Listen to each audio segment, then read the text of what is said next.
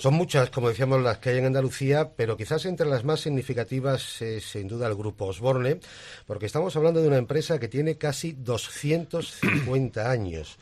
Desde su nacimiento, allá por el siglo XVIII, ha mantenido una trayectoria pues impecable, podríamos decir, porque la ha convertido en un referente internacional en su sector, con presencia en más de 50 países.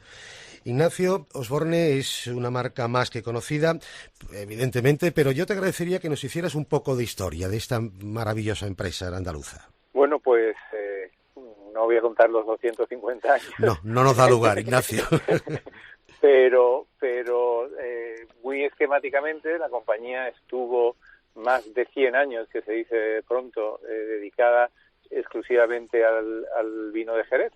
Y a principios del siglo XX, después de más de 100 años, como digo, dedicándose al vino de Jerez, yo creo que llevaron a cabo la mayor innovación de la historia de la compañía, que fue pasar de un producto, prácticamente un monoproducto, como era el vino de Jerez, a empezar a destilar el vino sobrante, que eso les debió de costar muchísimo trabajo y muchísimo decisión muy importante para los de la época, a destilar el sobrante o quemar, como se dice tradicionalmente al destilado, el sobrante de vino para hacer brandy, ¿no? Yo creo que esa decisión es una pena que no lo tengamos muy documentada, pero yo creo que ha sido la innovación más grande que se ha producido en todos estos años de compañía. A partir de ahí, ya más centrado en el siglo XX, pues se produjeron otro tipo de innovaciones y entradas pues en otro tipo de vinos como Porto, Rioja, y luego el anís del mono y otro tipo de compañías, hasta que en los años 80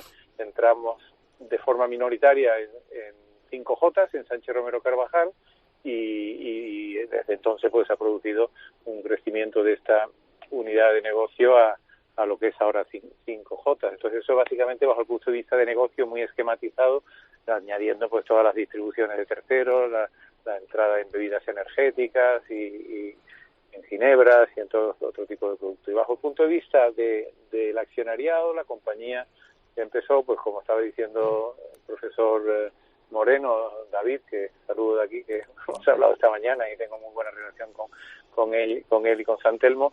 El inicio de la compañía pues no es muy diferente a un emprendedor o un autónomo o una compañía de otro tipo, y eso fue así en la primera y en la segunda generación, y fue en la tercera donde ya empezó a aumentar el accionariado hasta los actuales, que somos 330 exactamente.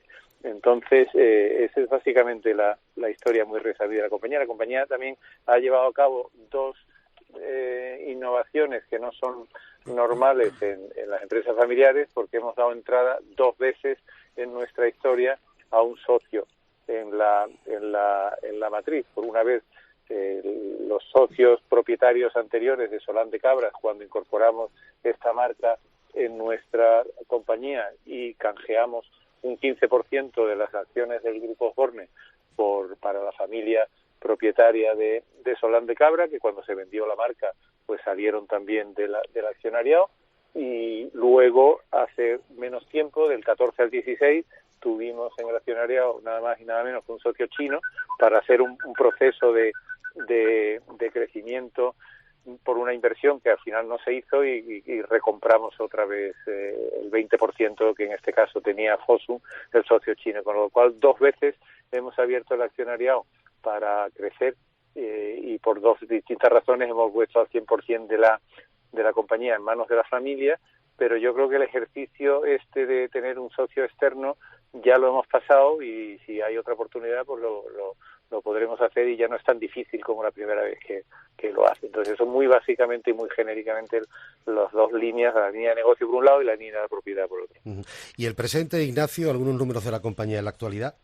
Pues la compañía, nosotros facturamos, los últimos datos de la compañía es una facturación neta, que yo siempre hago mucho énfasis en la neta, porque en bebidas, sobre todo en bebidas espirituosas, la diferencia entre neta y bruta es muy grande. Nosotros somos el equivalente a una compañía de casi 400 millones brutos, pero en bebidas siempre se habla de neto, que es pues libre después de impuestos, de IVA y de de otras facturaciones que van en factura, pero que la tradición de bebidas, es decir, la neta, son 230, y con un beneficio de operaciones o EBITDA que en los últimos años pues ha estado pues alrededor entre 35 y 40 millones. Tenéis presencia, creo que en torno a 50 países. La exportación es fundamental en Osborne. Sí, la exportación lo llevamos, yo creo que es en el ADN de la compañía. De hecho, el fundador, el 100% de lo que se producía aquí cuando empezó era para fuera de España, con lo cual sí, en la sangre llevamos la internacionalización y tenemos documentación de ventas en países tan lejanos como Asia y Sudamérica del siglo XIX, con lo cual la exportación para nosotros no es una novedad, sino que va en nuestra ADN. Lo que pasa es que sí, lo que estamos haciendo últimamente es diferenciar entre exportación y internacionalización, estar en países. Nosotros pues decimos que sí, que estamos en 50 países, pero no significa, el verbo no es correcto. Nosotros no estamos en 50 países, nosotros vendemos en 50 países. Estamos como en 5, que es de verdad donde tenemos o fuerza de venta propia o un socio distribuidor con mucho arraigo, y eso es básicamente Brasil, México, Estados Unidos, Alemania, China y bueno, y en Europa, que estamos extendiendo un poco la venta como si fuera parte de lo que es la venta nacional. Ignacio, todo el tema de guerra arancelaria que estamos viviendo y sufriendo, ¿os está afectando? Claro, muchísimo, sí. Sobre todo la última de los aranceles para el vino en Estados Unidos afecta muchísimo al vino, porque sobre todo ha sido una imposición de aranceles muy discriminatorias frente a Europa, puesto que nos afecta a solamente unos cuantos países, y al principal exportador de vino a Estados Unidos, que es Italia, no le ha afectado, porque como ha sido un tema totalmente arbitrario contra los países donde había fábricas de Airbus y en Italia no había, aparte del buen lobby que han hecho los italianos, pues el mayor importador de vinos en Estados Unidos, que en Italia, no se va a ver afectado, y que van a ser los grandes beneficiados de esta discriminación que nos han hecho la administración norteamericana. Y luego pues al final siempre afecta, pero estamos acostumbrados en tantos años de compañía. Yo siempre digo que después de que nuestros antepasados vivieron el sitio de Cádiz de los franceses, donde ellos estaban aquí y eran ingleses y tuvieron que irse, porque eso era ya no peligro de aranceles, sino peligro de muerte. Y luego hemos vivido pues 2 guerras mundiales, la guerra civil española y tal, pues quejarnos de los aranceles, pues sí, está bien, pero no deja de ser una excusa muy pequeña comparado con las penurias que han podido pasar empresas en la historia, ¿no? Bueno, al final tienes que convivir con eso, ocuparte de ello lo más posible en lugar de preocuparse y seguir trabajando día a día, que es para lo que estamos. Ignacio, llegas a Osborne habiendo tenido experiencia laboral fuera de la compañía, además en sectores muy diferentes a lo que es el sector en el que se mueve Osborne. ¿Cómo diferenciarías lo que es una empresa puramente familiar de otro tipo de empresa?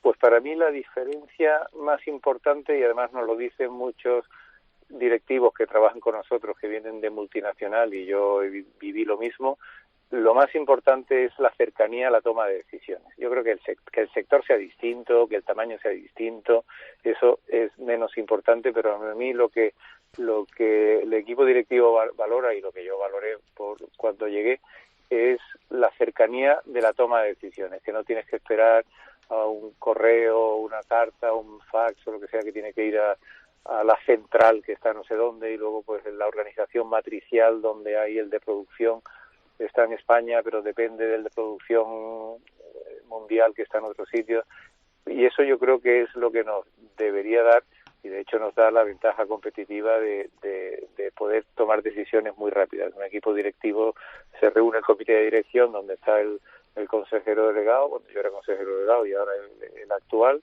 y sabe que si en ese comité de dirección se toma una decisión, una propuesta razonable, la aprobación de esa propuesta, si es correcta, es muy rápida, y si no es, y si el Consejo decide que hay que revisarlo, hacer un tema distinto, pues también esa respuesta es rápida. Pues para mí es lo más importante y la diferencia principal. Ignacio, yo recuerdo hace ya demasiados años que San Telmo nos organizó una visita a Osborne. Tú estabas recién llegado.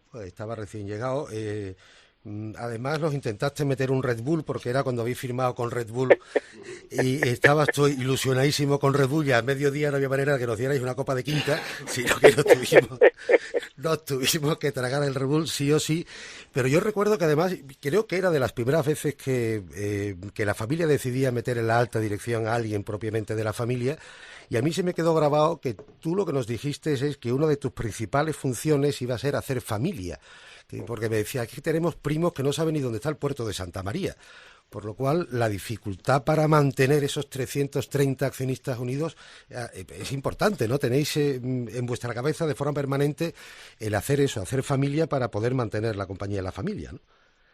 Sí, sin ninguna duda, yo no me acuerdo, qué memoria, qué envidia de memoria.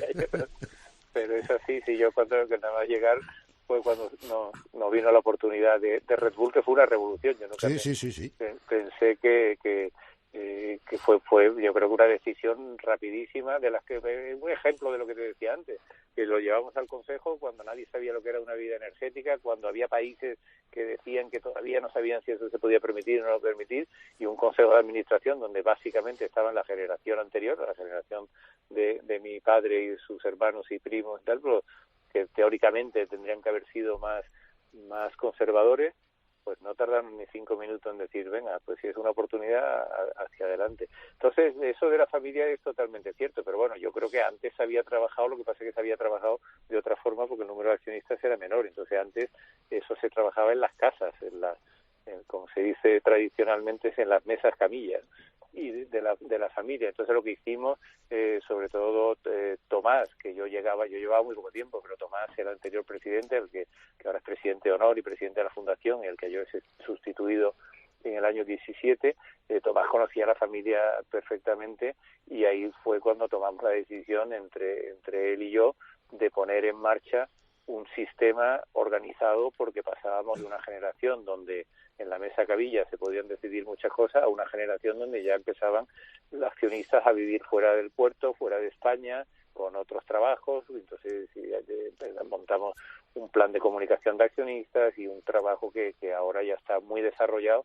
y que tenemos pues eso, web de accionistas, estamos empezando ya una aplicación para que los accionistas estén conectados. Entonces ya nos hemos modernizado, pero es cierto que eso se empezó cuando entramos Tomás y yo en el Consejo en el año 96, y lo que hemos hecho en estos 20 y tantos años es desarrollarlo, pero es fundamental, hacemos pues como unas reuniones que llamamos roadshows, que llamamos igual que lo que hacen las compañías cotizadas, que al fin y al cabo es contarle a los accionistas el día a día para que la Junta General no sea una junta de sorpresa, sino les suene todo lo que contamos a lo largo del año. No sé si se puede contar, ¿habéis tenido proposiciones indecentes de compra en estos años, Ignacio? Porque muy cerca en el marco hubo no que fueran proposiciones, que se vendieron, por eso. Se puede contestar, lo que no se puede es contar. Vale. La contestación es sí, y contar no. Yo decía, Ignacio, al principio, además, la importancia de una empresa familiar para hacer patria, ¿no? Porque Osborne, en toda la zona del puerto, es referente permanente en lo social, en lo deportivo, en lo cultural. El plantearse una deslocalización, una empresa como Osborne, es que es impensable, ¿eh? Totalmente. Nosotros tenemos una oficina en Madrid donde hay muchas personas del comité de dirección y comerciales y tal, pero lo que nunca nos hemos planteado es cambiar la sede social, a costa de que muchos del equipo, pues como el consejero delegado, el director general y yo mismo, pues estamos en el Albia yendo y volviendo, pero nunca nos se ha planteado el deslocalizar la sede social, porque el efecto sede es muy importante, y yo creo que el decir que Osborne es andaluz y Osborne es del puerto es un valor añadido que, aunque a algunos nos cueste mucho viaje de Albia, vale la pena, pero con creces. Uh-huh. Buenas tardes, Ignacio, soy Simón Rubia. Hola, Simón, ¿qué tal? Pues muy bien, mira, yo te he escuchado en diferentes ocasiones que sueles decir que la clave para que una empresa, bien sea como la vuestra o sea otra familiar, para que perviva en el tiempo, es fundamental que las decisiones que se tomen vayan en beneficio de la empresa a una costa de que la familia se tenga que sacrificar. Claro, dicho de esta manera parece, pues sí, parece que está muy bien, pero no sé luego a la hora de llevarlo a la práctica, me imagino que en muchas ocasiones tiene que ser muy duro. Y eso por un lado, y por otro, mira, antes que decías que no podías contarlo, sí contestar, a ver si nos cuentas ahora en estas fechas que se aproxima la Navidad, ¿cómo son vuestras cenas navideñas cuando, si la mayor parte de las familias lo temen a ver cómo acaban, no sé cómo serán las vuestras? ¿Se puede contar esto o tampoco? Sí, se puede. Pues eso es totalmente bueno. Las cenas son como cualquier otra familia. Lo que pasa es que, claro, no nos reunimos a cenar los 330. Yo creo que ya a atomizarse tanto la familia, ya el tema de los grupos familiares y las ramas familiares ya no existe, ¿no? Y mis hijos son amigos porque son de la misma edad de primos míos, y yo soy mayor que algunos de los de la generación de mi padre, con lo cual ya la generación está, las familias tienen las generaciones muy mezcladas, con lo cual eso es así. Y lo primero que me habías dicho se me ha ido de la cabeza. Sí, que el hecho, sí, lo de la familia. Sí. Y el sacrificio, que algunas veces implica sacrificios Sí. en los familiares. Alguna vez algún compañero vuestro periodista me lo ha sacado de contexto y me pone, pues, Ignacio Osborne piensa que la familia no es tan importante como el negocio, con lo cual todos mis parientes oye, tú, y yo siempre digo que es que, o sea, la familia es muy importante, se tiene muy en cuenta y trabajamos muchísimo la comunicación familiar, como os contaba antes, con los road shows y con un programa que tenemos muy bonito ahora que llamamos Accionistas en Acción y tal. Y eso es muy importante. Yo siempre digo, oye, que si tú vas a una Olimpiada y vuelves a España con una medalla de plata, pues vienes como loco y te reciben en Barajas porque reciben una medalla de plata, con lo cual para mí la familia es medalla de plata, no es que no sea importante, pero el oro es el negocio, ¿no? Y yo creo que eso no es que sea fácil o difícil, si es que lo has vivido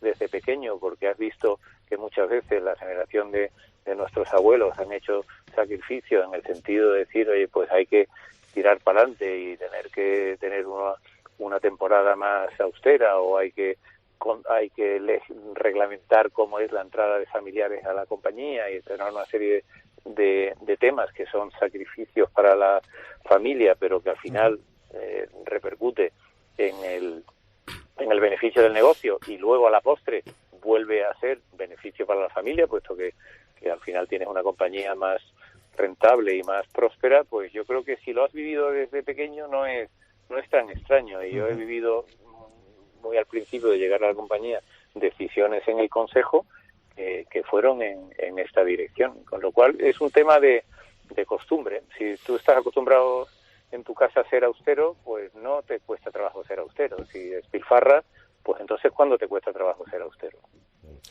Pues Ignacio Osborne, presidente del Grupo Osborne, muchísimas gracias por acompañarnos este ratito aquí en Andalucía Empresa 8.0. Muchísimas gracias a vosotros.